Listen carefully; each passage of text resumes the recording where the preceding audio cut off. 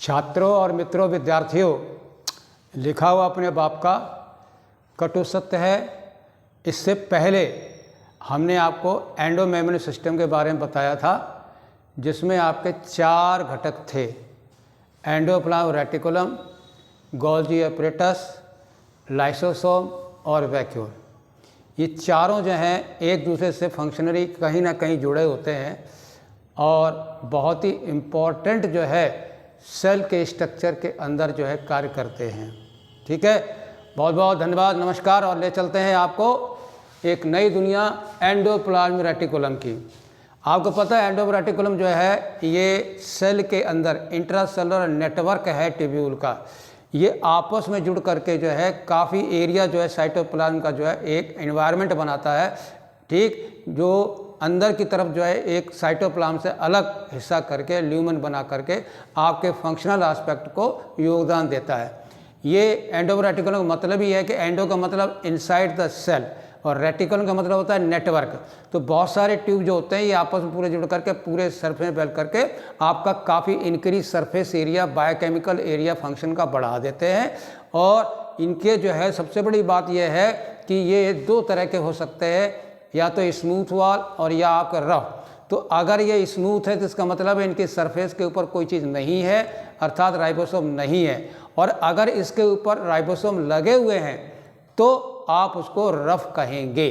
ठीक है, राइबोसोम का लगना भी जो है ड्यू टू राइबोफोरिन प्रोटीन 1 और 2। ठीक है, और लार्ज वाला सब यूनिट होता है वो उसके साथ जुड़ता है। अंदर ल्यूमेन जो है वो आपका साइटोप्लाज्म से अलग आपको एरिया देता है, जिससे कि अंदर आपका बायोकेमिकल फंक्शन करते हैं।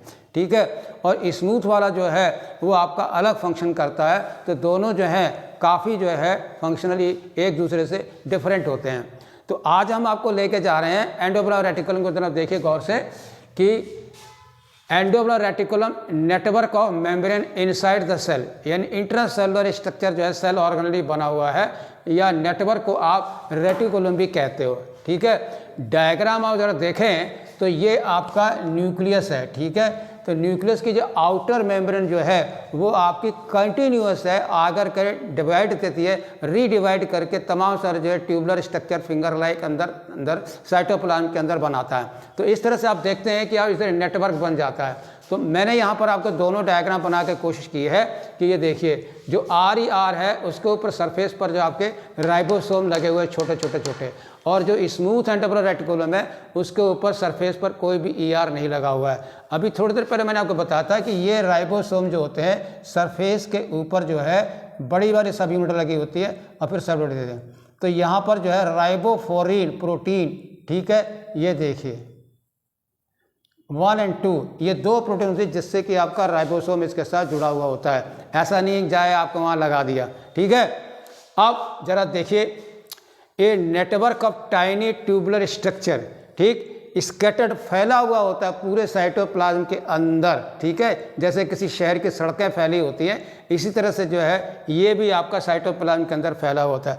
इसीलिए इसको कहा जाता है एंडोप्लाज्मिक रेटिकुलम, ER कहा जाता है। ठीक है, ER क्या करता है, डिवाइड कर देता है। यानी जैसे आप देखिए अपने कमरे को, आपको पूरा रूम होता है तो रूम में आप अलमारियां रख देते हो। ठीक, तरह तरह के खाने की अलमारी कर देते हो, किताबों की अलमारी, तो क्या हो आप फंक्शनल स्पेस बढ़ा देते हो। इस तरह से सेल के अंदर भी जो है आपका इंटरनल कंपार्टमेंट सेल के अंदर बनता है, तो वो आप ध्यान में रखेंगे। ER डिवाइड इंट्रासेलुलर स्पेस को इनटू डिस्टिंक्ट कंपार्टमेंट में बांट देता है। ठीक, अब वो 2 कंपार्टमेंट क्या है जरा वो भी गौर में, आपके स्ट्रिक्टली NCERT किताब के अनुसार है ल्यूमिनल यानी इनसाइड द ER। अगर ऐसे करके ER आप बनाएं, ये देखिए, तो अंदर की जो साइड जो है इसके अंदर ल्यूमिन के अंदर वो आपका ल्यूमिनल इनसाइड स्पेस है एंडोप्लाज्मिक रेटिकुलम का, और बाहर की ओर जो है ये आपका एक्सटर्नल जो है ये आपका क्या है स्पेस है साइटोप्लाज्म की तरफ, तो उसको कहते हैं एक्स्ट्रा ल्यूमिनल। तो अंदर वाला ल्यूमिनल हो गया और बाहर वाला जो है एक्स्ट्रा जो है आपका ल्यूमिनल हो जाता है साइटोप्लाज्म की तरफ। ठीक, away from the cytoplasm and toward the cytoplasm 2 हो गए, यानी ये ल्यूमिनस और ये एक्स्ट्रा ल्यूमिनस हो गए। ठीक है, तो ये फंक्शन आपका बदल जाता है। अब मोटे तौर पर जब किसी भी चीज़ में जो है साइटोप्लाज्म एक ऐसा हेटेरोजेनियस सिस्टम है, उसके अंदर तमाम सारे इस तरह से लेमरी फैले हुए हों, ट्यूब फैले हुए हों, तो उसको काफ़ी एक रिजिडिटी मिल जाती है। मतलब स्ट्रक्चर में एक तरह का मैकेनिकल सपोर्ट मिल जाता है कि हमें क्या क्या काम करना है। मान लीजिए अगर अलमारी आपने टुकड़े की बनाए हुए हैं, खाने बनाए हुए हैं, और अगर उसमें पटरे ना लगे हो तो आप किताबें नहीं रख सकते हैं। इसी तरह से फंक्शनल एस्पेक्ट को निभाने के लिए जो है उसके अंदर क्या है, provide mechanical support to cytoplasm को, जिससे कोई भी चीज़ है वो आराम से रखी रहती है। ज़रा कल्पना कीजिए अगर यहाँ आप प्रोटीन बना रहे हो तो आराम से राइबोसोम के बना करके वो आपके अंदर ल्यूमेन में जाएगी और वहाँ से आप ट्रांसपोर्ट कर सकते हो। तो ये फंक्शनल एस्पेक्ट जो है आपका प्रोवाइड मैकेनिकल चैनल प्रोवाइड करता है साइटोप्लाज्म में, जिससे कि आराम से आप किसी भी पदार्थ को सेल के बाहर ले जा सकते हैं और सेल के अंदर भी पहुँचा सकते हैं, ट्रांसपोर्ट कर सकते हैं। ठीक है, तो ये तो आपको मैंने बताया आपका डेफिनेशन के बारे में।